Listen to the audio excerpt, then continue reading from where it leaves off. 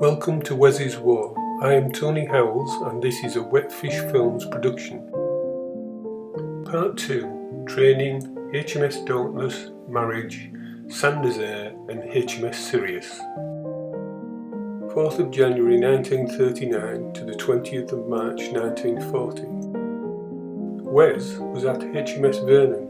He was training to be a seaman torpedo. He passed with flying colours and was ready to serve. HMS Vernon and Victory were both targets in the Second World War. Both fell victim to German bombers, trying hard to tip the balance of the war to put out of action British naval bases. 21st of March 1940 to 24th of March 1940, Wes was at HMS Victory awaiting transfer to a ship. This might suggest he travelled by air to Singapore, but we can't be sure as there is no record, and I actually never asked when he was alive, which is a crying shame. Here in these two photographs you can see around the current HMS Victory all the old buildings that he would have been stationed in. Wes joined HMS Dauntless D45 on the 25th of March 1940. Wes served under two captains. It will become obvious why a little later in this part of his story. They were Captain George Dunbar Moore, 30th of June 1939 to the 31st of July 1941, and Acting John Graham Hewitt, DSO, from the 31st of July 1941 to the 17th of October 1942. I won't use every detail from the ship's logs, as they are very mundane, punctuated by lots of exercises, lots of live firing of weapons, and after all it was wartime, and practice makes perfect, or at least it gets sailors to respond to their training in a known way. At this stage, Japan was not involved in World War II, however tensions in the region were high. 25th of March 1940, HMS Dauntless arrived in Singapore. She departed Singapore for patrol to the north of Batavia, Java, Netherlands, East Indies, and off the eastern entrance to Sunda Strait to monitor German merchant vessels that were reported ready to leave for Germany. 4th of April 1940, HMS Dauntless arrives back in Singapore from patrol. The 7th to the 26th of June 1940, during the night of the 7th and 8th of June 1940, HMS Dauntless, Scout, Thanet and Trajan conducted exercises off Hong Kong. 10th of June 1940, HMS Dauntless, Scout, Thanet and Trajan and MTB conducted joint integrated exercises off Hong Kong. There was live firing on agreed targets. HMS Dauntless conducted gunnery exercises off Hong Kong.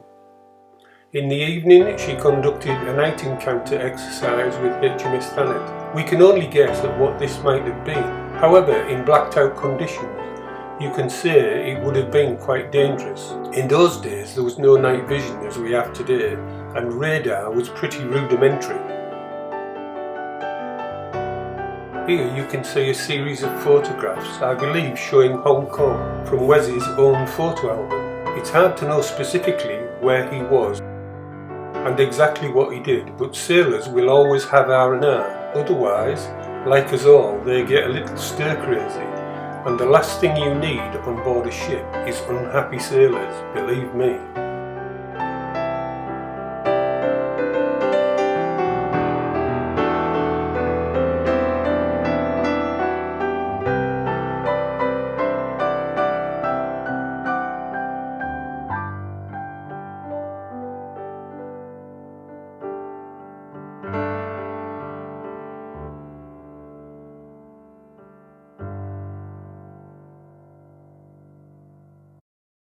"7th of December 1940, HMS Dauntless, riverboat Tarantula and the merchant vessel Gurner arrived in Penang. They departed later the same day to continue their passage to Colombo. The river gunboat Cricket had joined them at Penang for the passage to Colombo. On the 9th, shortly after noon, they briefly stopped in Nankauri Island. Both river gunboats, then secured alongside HMS Dauntless, they were supplied with oil stores and water before the passage continued. On the 13th of December 1940 they arrived safely in Colombo, now the capital of Sri Lanka.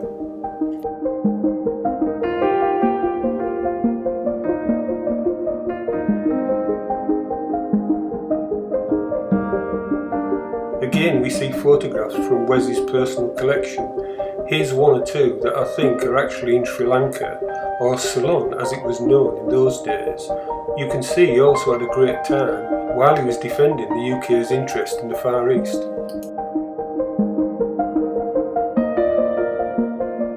Live fire exercises were relentless, and here you can see, as Wes described it, a tin fish being fired from Dauntless, clearly practising at some target offshore. 15th of June 1941, HMS Dauntless departed Singapore for Penang. Around 22:30 hours, HMS Dauntless and HMS Emerald collided very near the Malacca lighthouse. Both ships were damaged. HMS Emerald had 16 crew killed, HMS Dauntless 1. On the 16th they were joined by destroyers HMS Stronghold and HMS Tenedoth. Both cruisers were able to proceed under their own power to Singapore, where they arrived on the 17th. They were both taken in hand for collision damage repairs at Singapore. 26th of August 1941. With her collision repairs completed, the captain was changed. HMS Dauntless departed Singapore for Penang. Acting Captain John Graham Hewitt, DSO, was appointed and now in charge. 20th of November 1941, HMS Dauntless departed Singapore for Colombo. HMS Dauntless is to return to the UK for refit. What you have to remember is this was a First World War destroyer and had virtually no air defences, as in those days, i.e. the First World War, we really didn't have aircraft to worry about when you were a ship at sea. 27th of November 1941, HMS Dauntless departed Colombo for Adu Atoll, the Maldives. 4th of December 1941, HMS Dauntless departed Adu Atoll, the Maldives, for Port Victoria, the Seychelles. The United Kingdom government declared war on the Empire of Japan on the 8th of December 1941. The 8th of December 1941, HMS Dauntless arrives in Port Victoria, the Seychelles. Today, all of these fancy places are amazing holiday destinations. 9th of December 1941, HMS Dauntless departed Port Victoria from Mombasa. This is also the day HMS Repulse sank. You do have to wonder whether the crew of HMS Dauntless and Cyril actually knew HMS Repulse had been sunk. 15th of December 1941, HMS Dauntless leaves Mombasa for Durban. 20th of December 1941, HMS Dauntless arrives at Durban. She departed for Simonstown, South Africa, later that day. 22nd of December 1941, HMS Dauntless arrived in Simonstown. 29th of December 1941, HMS Dauntless departed Simonstown for Point Noir. 3rd of January 1942, HMS Dauntless arrived in Point Noir. 4th of January 1942, HMS Dauntless departed Point Noir for Freetown. 9th of January 1942, HMS Dauntless arrived in Freetown.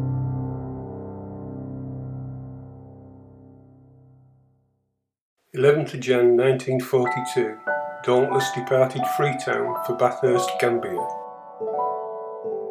12th of January 1942, Dauntless arrived in Bathurst, Gambia, now Banjul. 13th of January 1942, HMS Dauntless departed Bathurst for Point Delgado, San Miguel de Azores. 17th of January 1942, HMS Dauntless arrived in Point Delgado, the Azores. She departed for Plymouth later the same day. You can tell with this short time between journeys that they were wanting to get home rather quickly. The other thing you have to realise, this is wartime, and out there at sea there are other battleships and also submarines, not to mention aircraft patrolling as well. 17th of Jan 1942, Dauntless arrived in Ponte Delgado de Azores. She departed for Plymouth later the same day. 21st of Jan 1942, Dauntless arrived in Plymouth. She departed for Portsmouth later that same day. 22nd of January 1942, Dauntless arrived at Portsmouth, where she disembarked her crew. 25th of Jan 1942, HMS Dauntless is docked at Portsmouth. Wes joined HMS Victory on the 6th of February 1942 and remained there until the 8th of May 1942. At this point I can only surmise he was on leave at home, but stationed in Victory awaiting his next ship and duty. This is backed up by him being home in Durham getting married. Wes married Dorothy Vest on the 14th of February 1942. He should have married her earlier, but he was away at sea.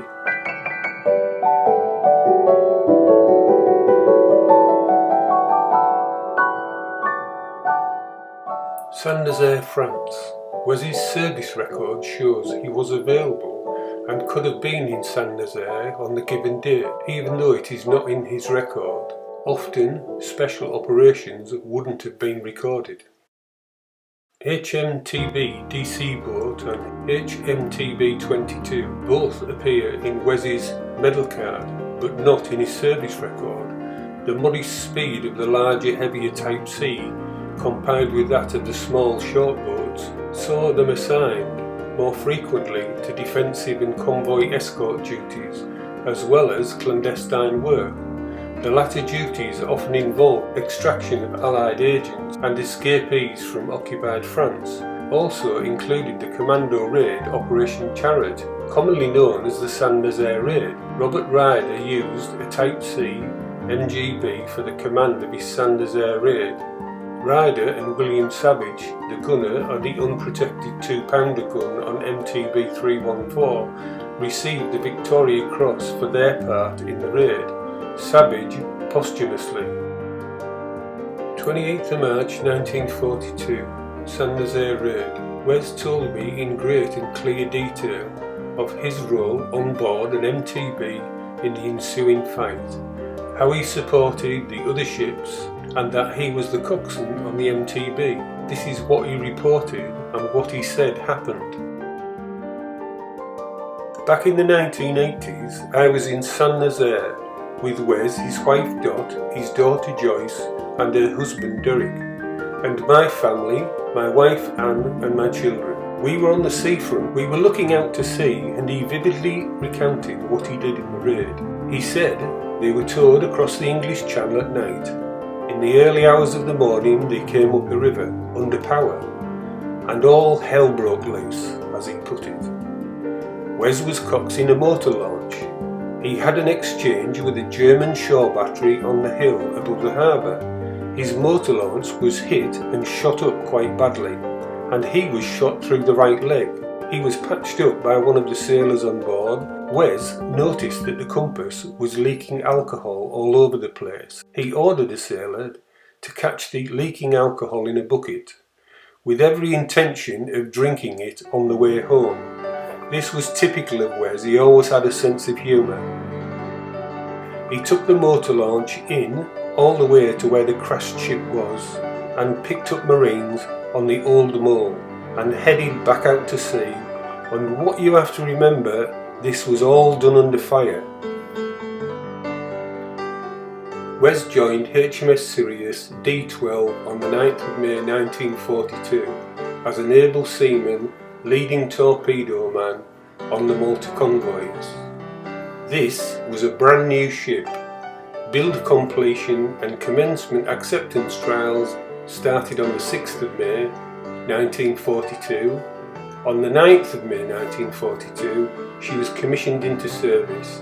On completion of the trials and storing, she then took passage to Scapa Flow to work up with ships of the Home Fleet. June 1942, work up continued in the North Sea and Northwest approaches. 20th of June 1942, Sirius and Curacao D-41 and a screen of 5 destroyers known as Force X escorted a dummy convoy of ancillary mine layers from 1st Mine Laying and Colliers as a diversion during a passage of a Russian convoy PQ-17 known as Operation ES. July 1942, Sirius is nominated for detached duty from the Home Fleet to support the Malta relief convoys known as Operation Pedestal. 31st of July 1942, Sirius is deployed with aircraft carriers Victorious, Eagle, Indomitable and Argus, with cruiser Phoebe in the Atlantic in preparation for Malta. 5th to the 9th of August 1942, Sirius took part in exercises in fighter direction, multiple carrier operations known as Exercise Berserk. 9th of August 1942, Sirius was part of Force Z with battleships Nelson and Rodney, aircraft carriers Victorious, Indomitable and Eagle, cruiser Caridus and Phoebe, screened by destroyers from Force H and the Home Fleet to provide cover for passage of convoy WS-21S, the Sicilian Narrows from Gibraltar. 20th of August 1942, Sirius took passage from Gibraltar to Freetown, Sierra Leone, with Phoebe, Quentin and Vanissart for convoy defence. 24th of August 1942, Sirius escorted RMS Queen Elizabeth with a group of ships to the USA, destroyers Phoebe, Quentin, Vimy and Vanissart, and Pathfinder. Sirius deployed to the north of Algiers, with Duke of York, renowned, Victorious, Formidable, Argonaut and Bermuda, to prevent any surface interference during the landings. December 1942, Sirius deployed with Force Q soon after the beginning of Operation Torch. The Allied commanders began to make arrangements to intensify the offensive against the Axis supply route from Italy to Tunis. Sirius was in action with Argonaut and Aurora against a convoy of troops in the Sicilian Channel, escorted by an Italian destroyer, Folgare. All ships were sunk in the Skerry Bank. 124 men, including the commanding officer, went down with his ship. February 1943, the squadron deployment of Force Q in the western and central Mediterranean for defensive patrol and support. They operated with Dido, Aurora and Argonaut in rotation to maintain a continuous patrol.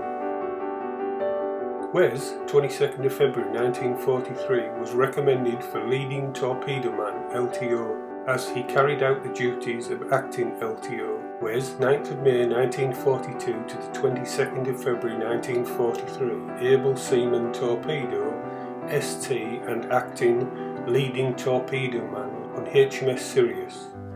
Turret LTO for 6 months, HP and fans for 4 months, a good ST who has carried out his duties, and an acting LTO satisfactorily recommended for LTO.